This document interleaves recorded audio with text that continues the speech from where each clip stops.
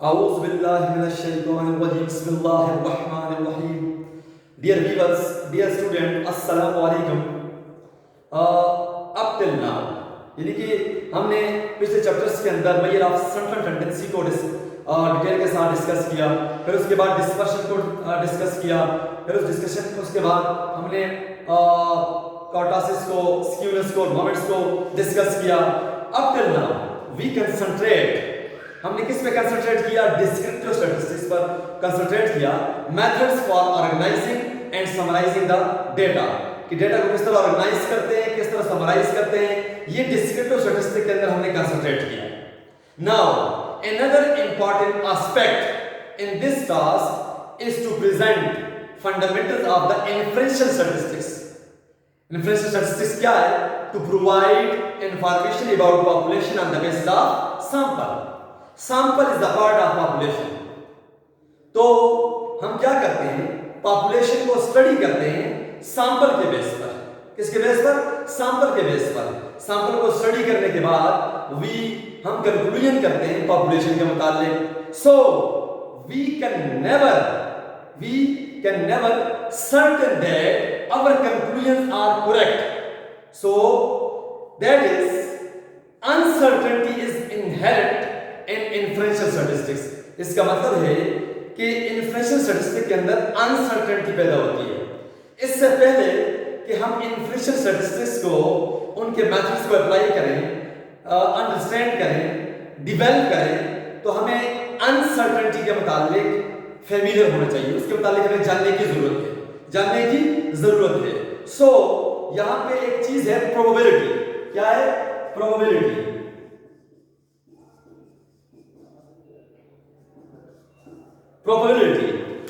The science of uncertainty is called probability theory. The science of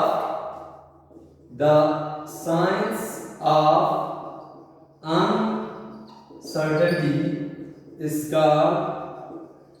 is called probability theory. The science of uncertainty is called probability theory. तो हमारे real life के अंदर, our day to day life, our daily life, हमारे पास कुछ phenomena ऐसे हैं जिनके outcomes के बारे में हम सर्टेन नहीं होते. यानी कि हम आउटकम्स के बारे में एडवांस में प्रेडिक्ट नहीं कर सकते, बल्कि हम चांस और प्रोबेबिलिटी की बात करते हैं. किसकी बात करते हैं? चांस एंड प्रोबेबिलिटी की बात करते हैं. किसके मुताबिक? आउटकम्स के मुताबिक. तो प्रोबेबिलिटी जो है is the important branch of mathematics. Probability is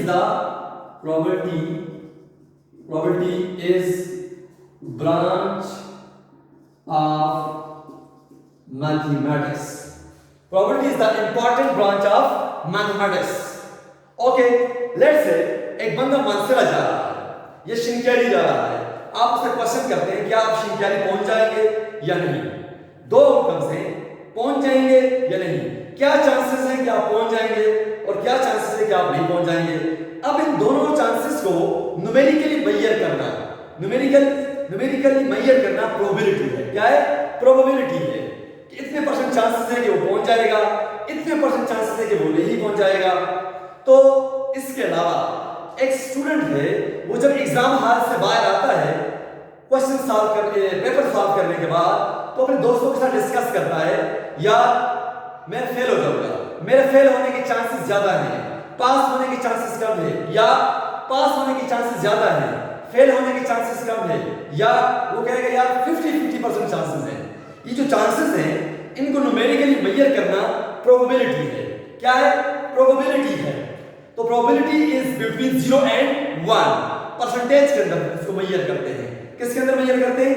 percentage के अंदर मेजर करते हैं. इसके अलावा अगर आप आसमान की तरफ देखते हैं और आसमान बिल्कुल क्लियर होता है, उस पर कोई बादल नहीं होते, कोई नो क्लाउडी, यानी कि उस पर कोई बादल नहीं होते, तो आप कहते हैं कि there will be no rain. तो फिर दूसरी स्टेटमेंट के अंदर अगर आप आसमान की तरफ देखते हैं तो आप देखते हैं कि वो क्लाउडी है, उस पर बादल छाए हुए हैं, तो आप डिसाइड करते हैं कि देयर विल बी रेन. तो दो स्टेटमेंट्स हैं. अर्लियर स्टेटमेंट्स के अंदर, पहले स्टेटमेंट के अंदर आपने कहा बारिश नहीं होगी, एंड दूसरे स्टेटमेंट में आपने कहा बारिश होगी, तो मैथमेटिशियन क्या करेगा? मैथमेटिशियन इसको किस तरह मेजर करेगा कि बारिश होगी या नहीं होगी?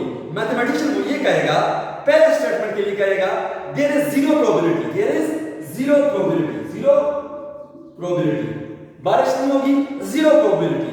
दूसरे स्टेटमेंट के अंदर मैथमेटिशियन कहेगा देयर इज प्रोबेबिलिटी 1, प्रोबेबिलिटी 1 कि बारिश होगी। So probability is between 0 and 1, between 0 and 1 the fraction values for the event fraction values occurring between these two values, यानी प्रोबेबिलिटी आपके पास 0 and 1 के बीच में, 0 and 1 के बीच में है। यानी कि आपके पास जो प्रोबेबिलिटी होती है या तो ये आपके पास डेसिमल्स में होता है या आपके पास फ्रैक्शन में होता है। तो आपके पास अगर कोई चीज जीरो प्रोबेबिलिटी का मतलब क्या है? अगर जीरो का मतलब क्या है? Probability of zero, zero chances का मतलब क्या है? Something will never happen, something will never happen, something will never happen. और प्रोबेबिलिटी ऑफ 1 का मतलब क्या है? कि something will always happen, will always happen. इस तरह आप कहते हैं कि बारिश होगी या नहीं होगी, पास होगा नहीं होगा, इंटरव्यू कंडक्ट करते हैं कि मैं इंटरव्यू में क्वालिफाई करूंगा या नहीं। इन चीजों को न्यूमेरिकली मेजर करना, चांसेस को न्यूमेरिकली मेजर करना प्रोबेबिलिटी है। क्या है? प्रोबेबिलिटी है। तो प्रोबेबिलिटी की जो बेसिक डेफिनेशंस हैं, प्रोबेबिलिटी की जो बेसिक डेफिनेशंस हैं वो क्या है आपके पास? A probability is a numerical value that measures the uncertainty that a particular event will occur, कि आपके पास जो इवेंट अकर हो रहा है उसके जो चांसेस हैं, उसके जो आने के चांसेस हैं कि वो आएगा या नहीं आएगा, उन चांसेस को न्यूमेरिकली मेजर करना प्रोबेबिलिटी है। दूसरी a quantitative measure of uncertainty, जो हमारे पास अनसर्टेनिटी है उसके लिए हम क्वांटिटेटिव मेजर जो करते हैं, a major of degree of belief in a particular statement, in a particular statement. अच्छा जी, probability is a chance something will happen, something will happen। तो probability is the chance something will happen, the quantitative measure of uncertainty, the measure of degree of belief in a particular statement, किस चीज के होने के chances या ना होने के चांसेस वो कितने परसेंट है। तो प्रोबेबिलिटी को हमेशा आप फ्रैक्शन में करते हैं, पॉइंट्स डेसिमल्स के अंदर मेजर करते हैं या परसेंटेज के अंदर मेजर करते हैं या परसेंटेज के अंदर आप मेजर करते हैं। तो प्रोबेबिलिटी को डिस्कस करने से मजीद आगे जाने से पहले कुछ टर्मिनोलॉजीज हैं जो यूज होती हैं प्रोबेबिलिटी के अंदर, उनको समझना, उनको सीखना वो लाजमी है। जो टर्मिनोलॉजीज हैं जो यूज होती हैं प्रोबेबिलिटी के अंदर, उनको समझना और सीखना ये इंपॉर्टेंट है, ये इंपॉर्टेंट है। तो वो टर्मिनोलॉजीज क्या हैं?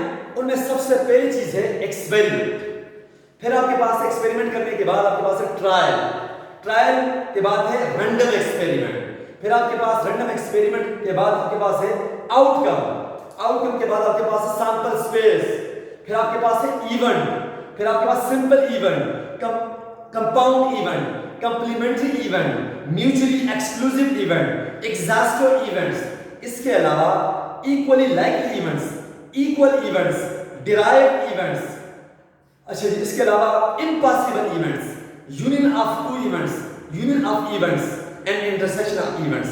ये वो टर्मिनोलॉजीज हैं जिनको डिस्कस किए बगैर आप प्रोबेबिलिटी को नहीं सीख सकते।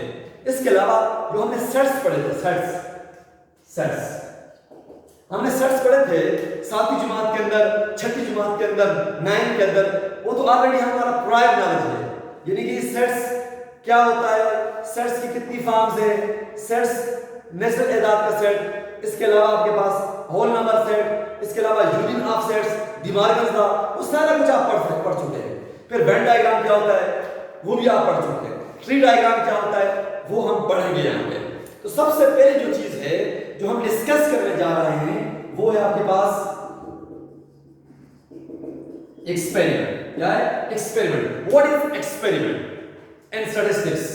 आम जबान के अंदर आप कोई तजर्बा करते हैं, तजर्बा करने के बाद वो तजर्बे को क्या कहते हैं? आप एक्सपेरिमेंट कहते हैं। लेकिन यहां पे स्टैटिस्टिक्स के अंदर what is experiment? Experiment is the process of obtaining an observation, कि ऑब्जर्वेशन को हासिल करने का एक प्रोसेस है।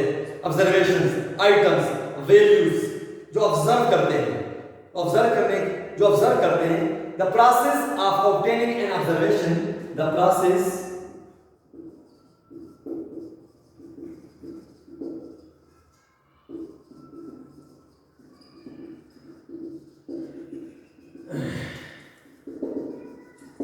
The process of obtaining an observation is called experiment. अब experiment इसकी examples क्या हैं? Checking the boiling point of a liquid, chemical reactions of the elements, tossing of a coin, rolling of a dice, hitting a target, not hitting a target. ये सारी examples किसकी हैं? Experiment की हैं. Experiment करने के बाद आपके पास अगली जो चीज है वो क्या है? Trial. What is trial? A single performance of an experiment. A single performance of an experiment is called trial. A single performance of a trial. A single performance of an experiment is called trial. A single performance of an experiment is called trial. अब trial यानी कि if a student solve a single question, if a batsman plays a single ball, hitting or not hitting a target, these are all examples of trial. Now जो अगली चीज हमारे पास probability के अंदर है वो क्या है?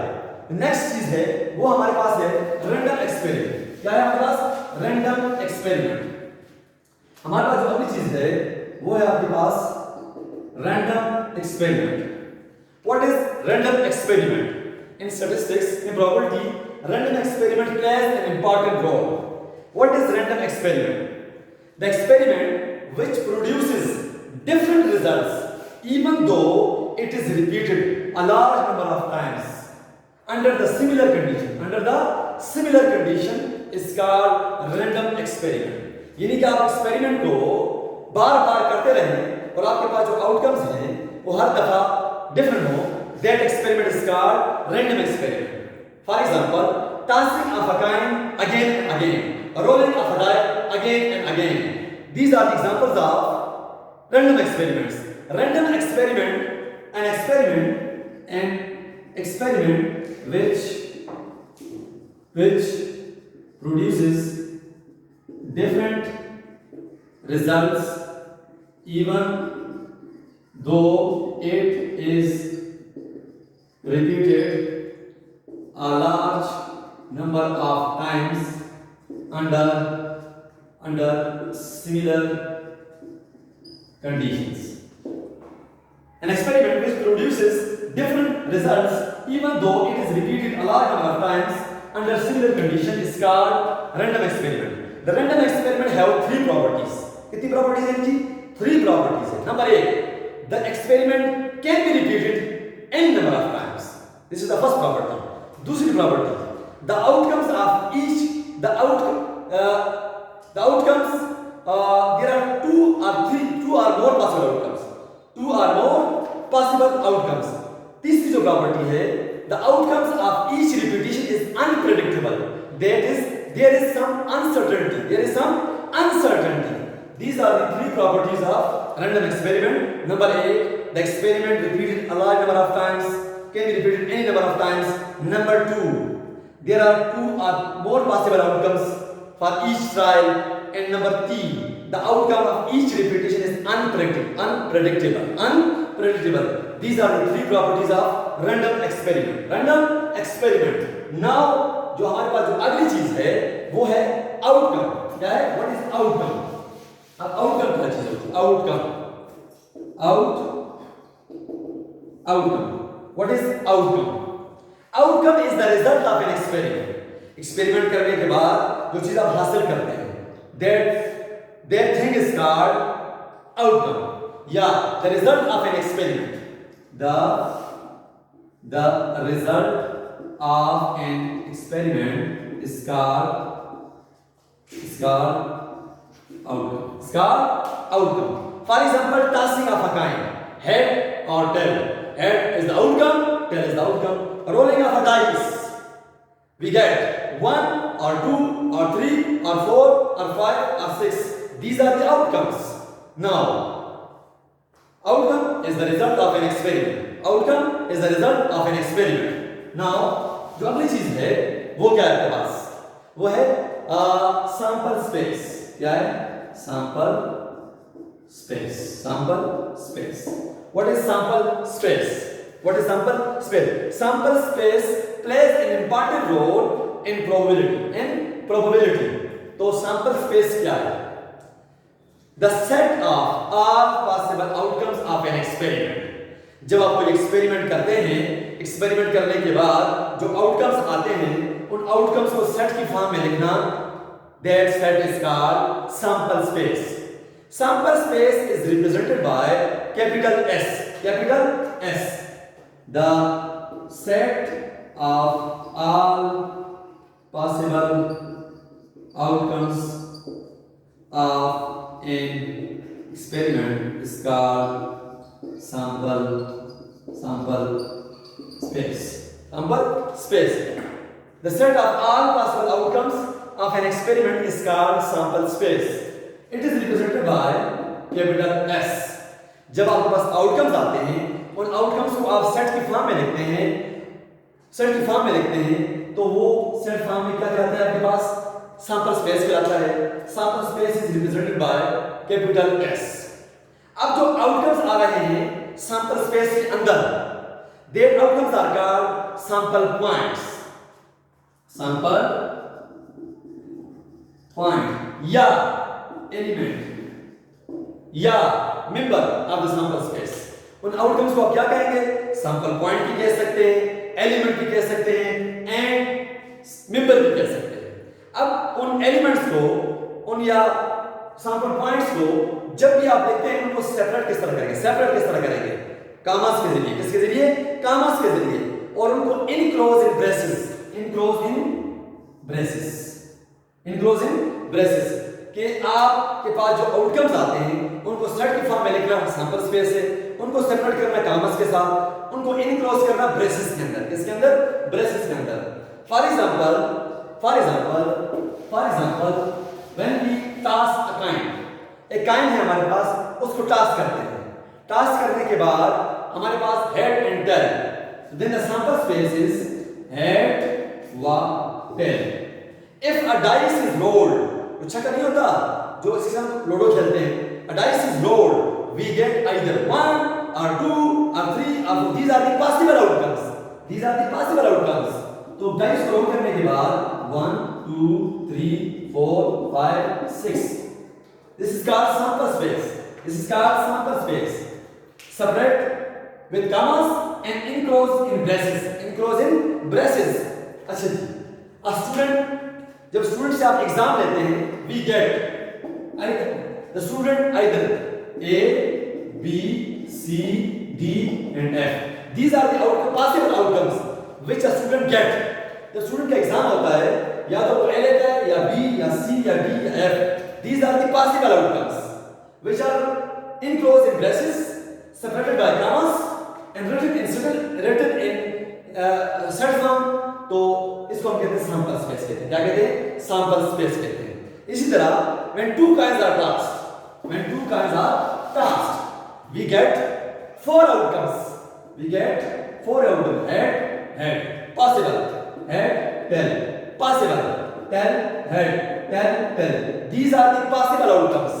These are the points of sample space. These are the elements of sample space. These are the members of sample space. Separated by commas, enclosed in braces. This is called sample space. This is called sample space. अब जो next चीज है वो भी बड़ी important है. Probability के हवाले से वो भी बड़ी इंपॉर्टेंट है. वो क्या है आपके पास? प्रोबेबिलिटी के हवाले से वो बड़ी इंपॉर्टेंट है. वो है आपके पास क्या है? इवेंट. क्या है? इवेंट. सैंपल स्पेस के बाद हम डिस्कस करते हैं इवेंट को. जिस तरह आपने पॉपुलेशन को डिस्कस किया, सैंपल को डिस्कस किया. पॉपुलेशन क्या था? Totally off all the items. Sample क्या था? उसका बच्चा था, उसका पार्ट था, उसका सबसेट था. इसी तरह इवेंट क्या है? Event is the part of sample space, या event is the subset of sample space. यानी कि सैंपल स्पेस का जो हिस्सा होगा वो इवेंट कहलाएगा, या सैंपल स्पेस का जो सबसेट होगा वो इवेंट कहलाएगा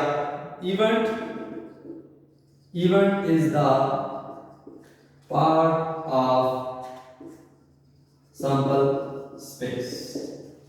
पार्ट ऑफ सैंपल स्पेस या subset of sample space is called event. Events are denoted by A B C D etcetera या E1 E2 E3 E4 etc. These are the representation for events. Events are denoted by A, B, C, D etc. या E1 E2 E3 E4 etc. These are event is the part of sample space. अब sample space में जो part होगा यानी कि event जो होगा वो sample space में से ही होगा। तो हमारे पास दो किस्म के इवेंट्स, यानी कि हमारे पास यहां पे इवेंट्स सिंपल भी हैं। इवेंट्स आर सिंपल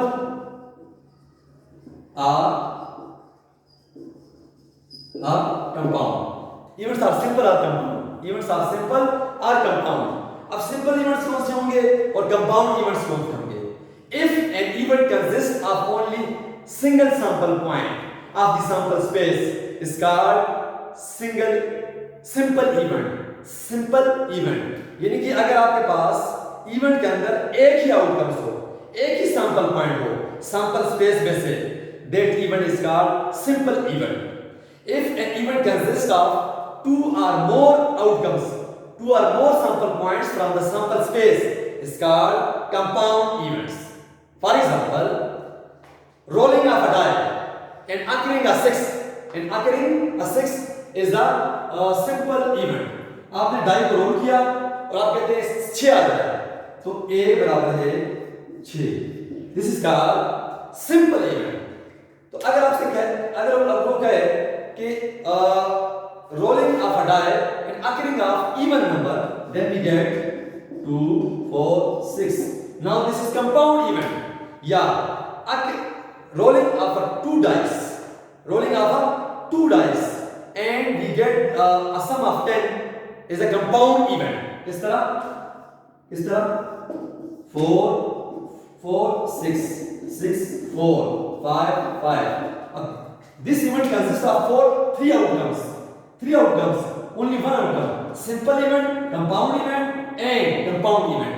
इसी तरह when a coin is tossed we get either head either tail। These are the simple events। And if two coins are tossed, we get either, यानी कि we get at least one head। तो event क्या होगा? head tail head। This is compound event and this is single event। This is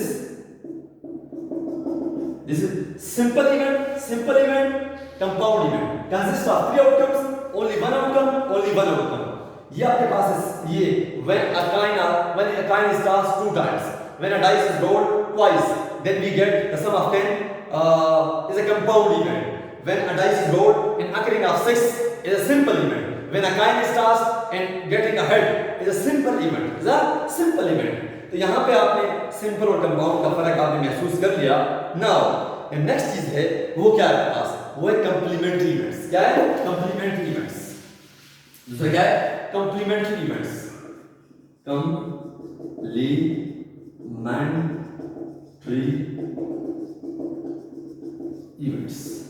complementary events what are the complementary events? इनको denote किस तरह करते हैं, जाहिर किस तरह करते हैं? ए बार, ए प्राइम या A C. These are the representation. A bar का मतलब है ए कंप्लीमेंट, ए प्राइम का मतलब है ए कंप्लीमेंट, ए सी का मतलब है ए कंप्लीमेंट। अब ए कंप्लीमेंट कौन सा सेट होगा, कौन सा इवेंट होगा किसी भी इवेंट के लिए? अगर हमारे पास एक इवेंट ए है और एक इवेंट है ए सी कंप्लीमेंट, ये इसका कंप्लीमेंट कब होगा? वो एलिमेंट्स सैंपल स्पेस के, यानी कि हमारे पास क्या है? एक इवेंट ए है, एक कंप्लीमेंट ए है और एक सैंपल स्पेस है मुकम्मल। अब सैंपल स्पेस के वो एलिमेंट्स, वो सैंपल पॉइंट्स जो ए के अंदर ना हो, वो क्या करेंगे? ए कंप्लीमेंट करेंगे। यानी कि ए कंप्लीमेंट किसके बराबर होगा? s minus A. the elements which are not in A. The complement of an event A is consists of the sample points which are not in A relevant to sample space S. आपके पास एक sample space है, अब उसके अंदर से आपने ए complement find करना है, तो दूसरा इवेंट आपके पास ए है, तो ए क्या होगा, ए के वो एलिमेंट्स जो सैंपल स्पेस के अंदर नहीं, यानी कि ए कंप्लीमेंट क्या होगा, वो एलिमेंट्स जो ए के अंदर नहीं है। क्या मतलब इस बात का, मिसाल के तौर पर आप कहते हैं two kinds are task, two kinds are task, we get head head head tail tail head tail tail. Now we defined an event A, no head tail tail. Now we define complement of A, क्या होगा, S minus A बराबर है head head head tail tail head, at least one head. This is called complement of A. The elements which are not in A, the elements of the sample space which are not in A, यहाँ पे ये तीनों इसके अंदर नहीं है आपके पास, तो this is called complementary events. Complementary events are denoted by A prime, A bar, A C. तो आपके पास मैंने एग्जांपल के जरिए आपको बताया कि what are the complementary events. Complementary events, जो अगली चीज हमारे पास आ रही है, बड़ी इंपॉर्टेंट है इसके हवाले से, वो है आपके पास mutually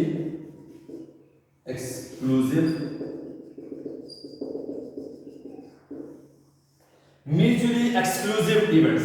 What are the mutually exclusive या exclusive events? What are the mutually exclusive events?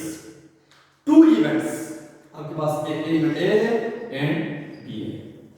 Two events A and B are said to be mutually exclusive if only if they are not both occur at the same time. यानी कि दोनों at the same time अगर ना हो. दूसरी definition ये है कि इन दोनों के दरमियान there is no points in common between these events. यानी कि A इंटरसेक्शन B बराबर हो 5. 5 का मतलब क्या है, खाली सेट, खाली सेट. तो two events A and B are said to be mutually exclusive if only if they are not both occur at the same time. That is, they both have no points in common. A intersection B is equal to 5. If only if they both are not occur at the same time. Okay? यानी कि आपके पास दोनों eight a time occur ना हो. Example, when we touch a coin, हमने coin को touch किया, we get either head या टेल, नॉट द बोथ. हम हेड और टेल दोनों को एट अ टाइम हासिल नहीं कर सकते. We get either head either tail. Two events, number A head, event B tail. When a coin is tossed, we either get head either get tail. हमारे पास task करने के बाद या तो हेड आएगा या तो टेल आएगा, बट नॉट द बोथ, दोनों नहीं आ सकते. तो events head and tail are known as mutually exclusive each other. ये दोनों आपस में क्या करेंगे, म्यूचुअली एक्सक्लूसिव कराएंगे. इसी तरह when a dice is rolled, when a dice is rolled, जब डाइस को रोल करते हैं, अब डाइस क्या है, काइन क्या है, ये तो आप इससे फेमिलियर भी है. यानी कि आपके पास काइन क्या होता है, सक्का होता है, सिक्का होता है जिसे हम टास्क करते हैं, जिस पर हेड और टेल होते हैं. और डाइस क्या होता है, छक्का, जिस पर 1 2 3 4 5 एंड 6 होता है. When a dice is rolled, we get either 1 or 2 or 3 or 4 or 5 or 6, not all 6. 6 outcomes है ना, वो 6 के 6 हम हासिल नहीं कर सकते. इन 6 में से एक आएगा, वो सैंपल स्पेस के अंदर सारे पॉसिबल होंगे. तो यहाँ पर क्या करेंगे, म्यूचुअली एक्सक्लूसिव, म्यूचुअली एक्सक्लूसिव. इसी तरह अगर आपके पास एक दूसरी चीज है, वो आपके पास है एक दूसरी इवेंट्स है, इवेंट वो है exhaustive events. Exhaustive events, what are the exhaustive events? Simple, The union of mutually exclusive events is the entire sample space. क्या मतलब इस बात का कि अगर आपके पास इवेंट्स हैं वो आपस में म्यूचुअली एक्सक्लूसिव हैं, A and B, these two events are mutually exclusive. अगर इन दोनों का यूनियन लेते हैं then we get sample space, entire sample space, entire sample space. When the union of mutually exclusive events is the entire sample space, then the events are known as exhaustive events. A union B, head union tail, we get head or tail, are known as exhaustive events.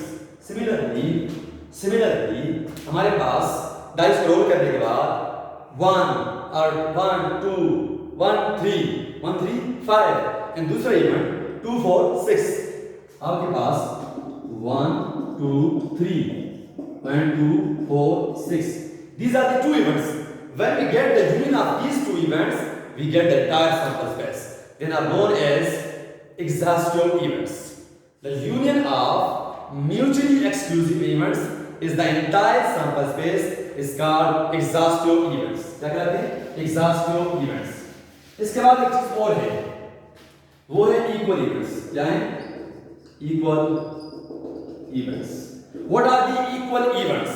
What are the equal events?